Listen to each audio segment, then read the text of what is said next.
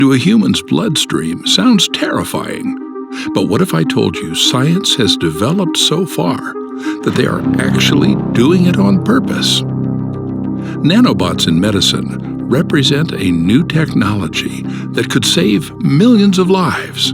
They are the size of antibodies, smaller even than our blood cells, and are the result of spectacular technology and next-level engineering. Nanobots got their name from two words, nano because they're tiny, ranging from 1 to 100 nanometers in size. Just for comparison, human hair is approximately 80,000 to 100,000 nanometers wide. The second word is pretty self-explanatory, robot, because this little creation has an ability to detect cancer cells, specifically targeting them and dropping the cure in order to effectively destroy them. Nanobots are even tinier than blood cells, which allows them to pass into the smallest capillaries and patrol the bloodstream while looking for any sign of distress.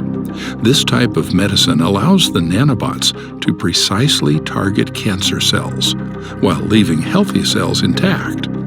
In the worst case, only a tiny number of healthy cells are killed, mostly those that are surrounding the cancerous ones. This solves the main problem in cancer treatment.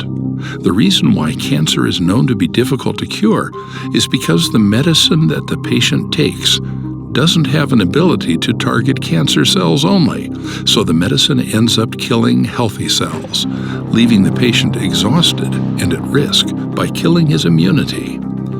Not only will cancer treatments be more efficient, quicker, and less painful, but patients also won't have to go through the side effects of chemotherapy.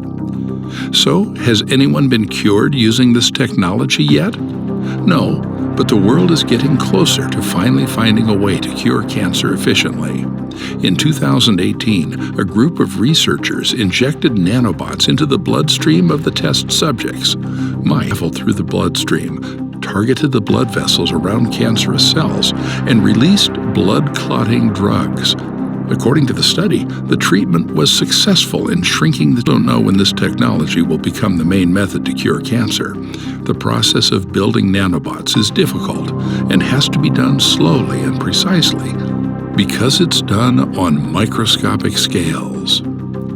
Besides that, the overall process of this treatment isn't only about producing nanobots and injecting them into the bloodstream. Understanding even the tiniest details of this process is very important, including the movements of nanobots inside the bloodstream, their effectiveness, and much more. Thanks to and even microsurgery. There's one more very important type of nanobot worth mentioning, respirocytes.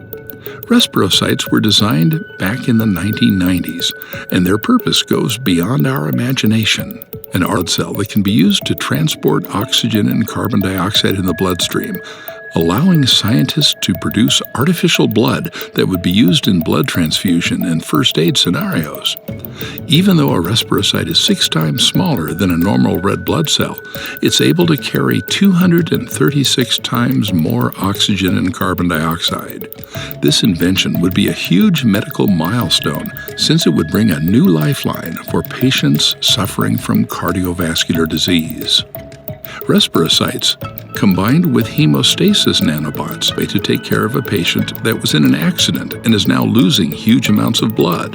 In these life or death situations, hemostasis nanobots can speed up the process of healing a wound.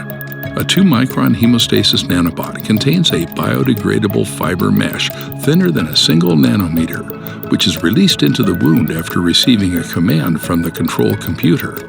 When that fiber mesh reaches plasma water, the fiber mesh dissolves and doesn't let the blood cells exit our body. Even in large wounds, hemostasis nanobots could complete the process in a single second.